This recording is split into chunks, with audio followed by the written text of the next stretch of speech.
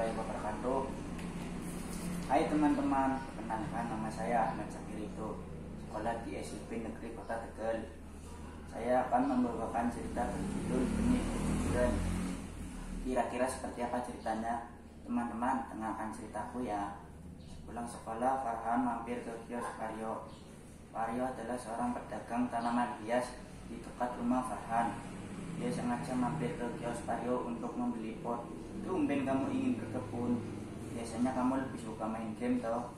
Iya, karena saya ada tugas menanam benih dari Pak Guru. Oh, benih apa itu?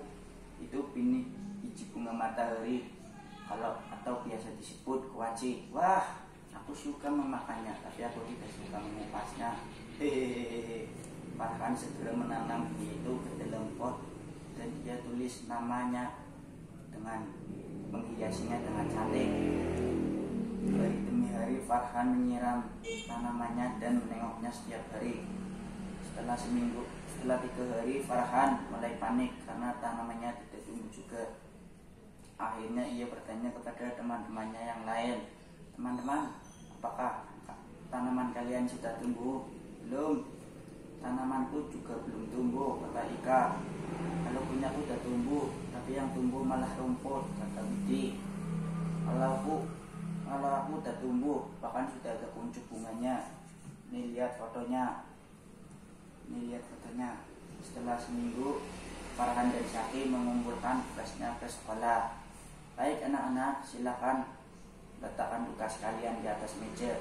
Farhan dan Syaki segera meletakkan tugasnya ke meja sambil melirik ke meja teman-temannya yang lain.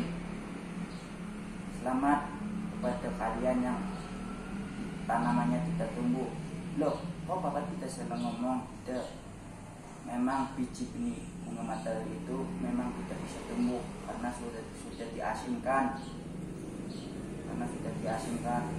Bapak ucapkan selamat atas kejujuran kalian. Nah, dari cerita ini kalian bisa belajar bahwa kejujuran adalah hal yang utama. Kalau kita berbohong akan membuat kita malu.